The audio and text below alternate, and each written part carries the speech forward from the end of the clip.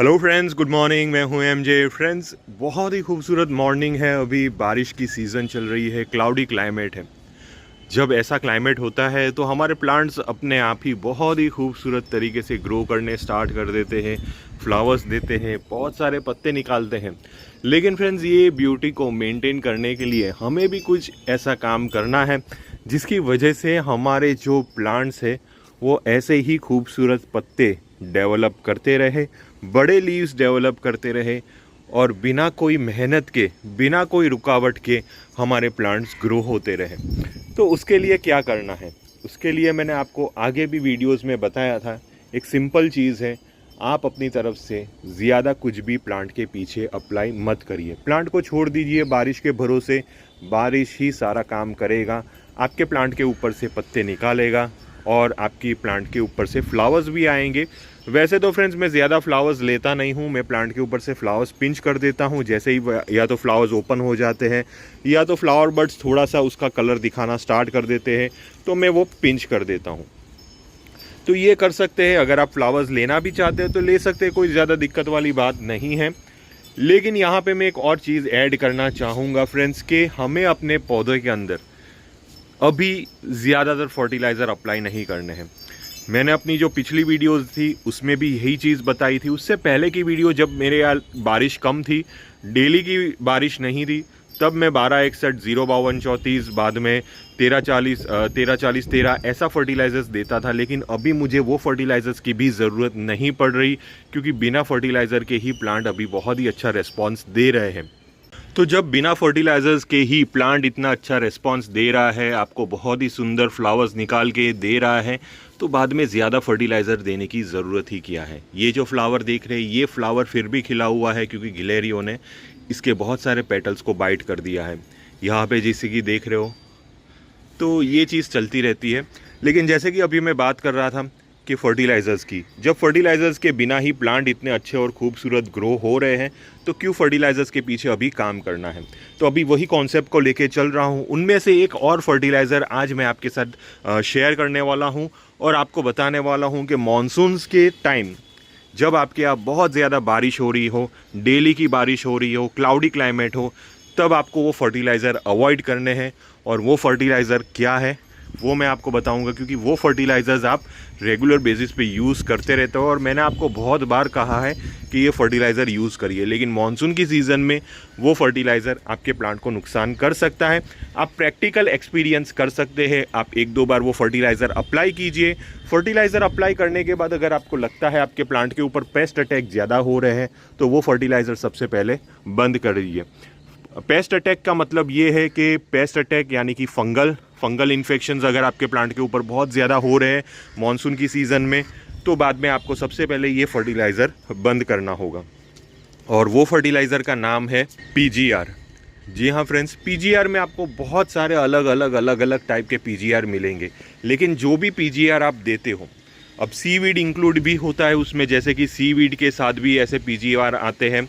अब यहाँ पे मैं सीवीड को बिल्कुल भी कुछ नहीं कह रहा। सीवीड एक बहुत अच्छा फर्टिलाइज़र है अगर वो सिंपल और सिर्फ ऑर्गेनिक फॉर्म में हो, पूरे सिंपल फॉर्म में सीवीड हो, तो वो आप अप्लाई कर सकते हो। लेकिन उसके अलावा कोई भी दूसरा पीजीआर, जैसे कि फॉर एग्जांपल मैं आपको बता रहा हूँ, सागरी का फर्टिलाइज़र, बायोवीटा फर्टिलाइज़र, ये जो पीजीआर होते हैं फ्रेंड्स, ये पीजीआर के अंदर दो हार्मोन्स आपको देखने को मिलेंगे। सबसे पहला हार्मोन होगा वो है जिब्रेलिक, दूसरा हार्मोन होगा वो है साइटोकिनिन। अब ये जो दो हार्मोन रहते हैं फ्रेंड्स, ये बेसिकली प्लांट के ऊपर से ज़्यादा पत्ते लाने में, प्लांट के रूट सिस्टम को डेवलप करने में, प्लांट के ऊपर ब्रांचेस लाने में काम करते हैं। और अगर फ्रेंड्स आपके मानसून की सीज़न बहुत ज़्यादा हाई पीक पे हो, डेली की बारिश हो रही हो, ऐसे में ये फर्टिलाइज़र अगर आप अप्लाई कर रहे हो और आपको नोटिस में आ रहा हो कि आपके प्लांट के ऊपर फंगल इन्फेक्शन हद से ज़्यादा हो रहे हैं, यानी कि प्लांट के ऊपर पीले पीले धब्बे पड़ रहे हैं, कुछ प्लांट डाईबैक हो रहे हैं, या तो आपके प्लांट के रूट सिस्टम रॉट हो रहे हैं, तो उनमें सबसे बड़ा जो हाथ होगा वो ये दो हार्मोन्स का होगा, जिसकी वजह से आपके प्लांट के ऊपर ये प्रॉब्लम हो रही है। अब मैं ये सीधा सीधा कैसे बोल रहा हूँ, उसका रीज़न भी मैं आपके साथ एक्सप्लेन करूँगा। अब जैसे कि मानसून की सीज़न में आप सभी को पता है प्लांट अपने आप ही बहुत ही अच्छी ग्रोथ करेगा। क्यों करेगा? क्योंकि प्लांट के जो लीव्स हैं, प्लांट के जो स्टेम ब्रांचेस हैं, वो अपने आप ही सॉफ्ट हो जाती हैं। और जैसे ही वो सॉफ्ट होती है, प्लांट अपने आप ही ज़्यादा से ज़्यादा नोड एरियाज़ खोलना स्टार्ट कर देता है, फुटाव मारना स्टार्ट कर देता है। क्योंकि उसके जो नोड एरियाज़ है वो सॉफ्ट हो चुके हैं। जितने कड़क होंगे प्लांट को उतनी ही ज़्यादा मेहनत करनी पड़ेगी पत्ते निकालने में, स्टेम ब्रांचेस निकालने में। लेकिन मॉनसून्स की वजह से यही चीज़ सॉफ्ट हो जाती है। सॉफ्टनेस की वजह से बहुत ही जल्दी प्लांट अपने न्यू शूट्स मारना स्टार्ट कर देता है। और पीजीआर जो जिब्रेलिक और साइटोकिनिन जैसे जो हार्मोन्स होते हैं वो प्लांट को और ज़्यादा सॉफ्टनेस की तरफ ले जाते हैं, जिसकी वजह से प्लांट के ऊपर फंगल इन्फेक्शंस होना बहुत ईजी हो जाएगा। जैसे कि मैंने फर्टिलाइज़र्स के बारे में भी बताया था आपको, आप नाइट्रोजन बेस्ड फर्टिलाइजर्स ज़्यादा दोगे, जैसे कि 12-61 आपने रेगुलर बेसिस पे दिया, या तो 19-19 या तो 20-20 फर्टिलाइजर्स आप रेगुलर बेसिस पे मानसून की सीज़न में देते ही रहते हो। तो ऐसे में नाइट्रोजन की वजह से भी प्लांट के जो पत्ते, स्टेम, रूट सिस्टम ये सॉफ्ट होना स्टार्ट हो जाएंगे, जिसकी वजह से आपके जो प्लांट है वो आगे फंगल इन्फेक्शंस की तरफ जा सकते हैं। और फाइनली आपका प्लांट डायबैक की तरफ जाएगा और बाद में आप उसको कंट्रोल नहीं कर पाओगे। कोई भी दुनिया का फंगीसाइड आप डाल दीजिए रूट सिस्टम में, या तो स्प्रे करिए, कुछ भी करिए, कॉपर फंगीसाइड स्प्रे कर लीजिए, आपका प्लांट इजीली वो फंगल से बाहर नहीं निकल पाएगा और फाइनली डायबैक मारना शुरू कर लेगा। तो ये जो पीजीआर होते हैं जिसके अंदर जिब्रेलिक और साइटोकिनिन जैसे न्यूट्रिएंट्स मौजूद होते हैं, उसको आप अवॉइड कीजिए या तो रहने दीजिए अभी मॉनसून की सीज़न में। विंटर सीज़न में ये आपको बहुत ही ज़्यादा काम में आएंगे, विंटर सीज़न में ये बहुत ही ज़्यादा हेल्पफुल रहेंगे। लेकिन अभी मॉनसून की सीज़न में मॉनसून ही सारा काम कर रहा है। जो रिज़ल्ट आपको चाहिए वो ये फर्टिलाइज़र्स, ये सारी चीज़ें बंद करोगे तो अपने आप ही प्लांट ग्रो करना स्टार्ट कर देगा, पत्ते निकालना स्टार्ट कर देगा। इसीलिए तो हम मानसून की सीज़न में नए प्लांट्स लगाते हैं। नए प्लांट्स में हम ज़्यादा कुछ करते ही नहीं हैं, वो अपने आप ही ग्रो करना स्टार्ट कर देते हैं। जैसे कि देख रहे हो ये सारे जो प्लांट्स हैं ये मैंने KSG से लिए हैं। अराउंड 20 से 25 दिन के आसपास के प्लांट है। सारे प्लांट सक्सेसफुली ग्रो हुए हैं। एक भी प्लांट ऐसा नहीं है कि जो डाइबैक हुआ है। और प्लांट के पत्ते देखिए कितने खूबसूरत रेड कलर के लीव्स निकल के आ रहे हैं।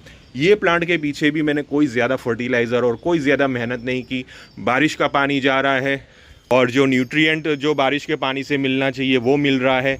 एटमॉस्फेयर में नाइट्रोजन हाई अमाउंट में मौजूद है और साथ में इतना खूबसूरत लो यूवी वाला क्लाइमेट, यानी कि जो सनलाइट की जो अल्ट्रावायलेट रेज होती है वो भी बहुत कम आ रही है, जिसकी वजह से अभी हमारे जो प्लांट है वो फटाफट अपने लीव्स निकालना शुरू कर लेंगे। ये जैसे कि देख रहे हो बहुत ही खूबसूरत छोटा सा प्लांट है ये। इसके ऊपर भी देखिए पत्ते ही पत्ते लग चुके हैं। और अभी जनरली फ्रेंड्स ये मानसून की सीज़न में आप फ्लावर्स के पीछे मत भागिए। प्लांट अपने आप जितना फ्लावर्स देने वाला है वो उतने फ्लावर्स आपको प्रोवाइड करके दे सकता है। तो उससे ज़्यादा फ्लावरिंग्स अभी हमें लेने नहीं है। फ्लावरिंग्स की एक्चुअल रोजेस की जो सीज़न होती है विंटर्स की सीज़न, और जो हाइबिस्कस की जो सीज़न होती है वो है जनवरी से लेके मार्च महीने तक की सीज़न। और अभी जैसे ही मानसून ख़त्म होगा, मानसून और विंटर्स के बीच में जो गर्मियाँ आती है, थोड़ी सी एक गर्मियों की सीज़न आती है 1-2 महीने की, वो सीज़न में आपके हाइबिस्कस मैक्सिमम ब्लूम्स करेंगे।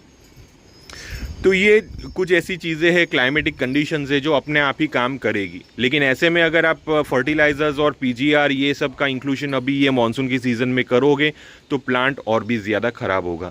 ये आपको तभी अप्लाई करना है जब प्लांट के पास अबंडेंस में सनलाइट मौजूद हो, फुल अमाउंट में सनलाइट मौजूद हो। जब सनलाइट इतनी ज़्यादा मौजूद होगी तो प्लांट वो फर्टिलाइजर्स का और ज़्यादा यूटिलाइजेशन कर पाएगा और फाइनली वो और ज़्यादा फ्लावर्स और ज़्यादा लीव्स निकाल पाएगा। लेकिन अभी प्लांट के पास सनलाइट इतनी मौजूद नहीं है, तो जितनी सनलाइट वो ले रहा है उसके अकॉर्डिंग ही वो अपने आप ग्रो कर रहा है। और ऐसे में अगर आपने कोई ऐसा पीजीआर डाल दिया जो प्लांट को बूस्ट करने के लिए काम करेगा, तो बिना सनलाइट के प्लांट के पास वो एक्स्ट्रा एनर्जी पड़ी रहेगी जो फंगल इन्फेक्शन की तरफ प्लांट को ले जाएगी। तो एक सिंपल चीज़ है। यहाँ पे बहुत सारे लोगों को कंफ्यूज होगा कि क्या सीवीड यूज़ करना है या नहीं।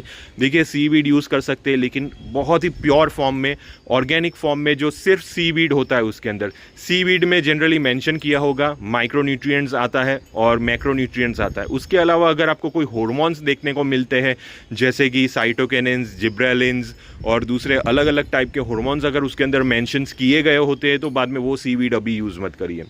नॉर्मल जो सीवीड आता है जो ग्रैन्युअल फॉर्म में आता है वो सीवीड भी आप यूज़ कर सकते हैं। जो जाइम करके आता है उसके अंदर भी अगर ज़ेब्रेलिन्स और साइटोकिनिन्स मिलते हैं तो वो भी आप अभी यूज़ मत करिएगा। तो ये एक छोटी सी इन्फॉर्मेशन है जो अभी मैंने आपके साथ शेयर की। अगर आपको किसी भी टाइप का कन्फ्यूजन हुआ ये टॉपिक से रिलेटेड तो आप प्लीज़ मुझे इंस्टाग्राम पे और टेलीग्राम ग्रुप में मैसेज कर सकते हो। टिल देन के लिए थैंक यू फ्रेंड्स और हैप्पी गार्डनिंग।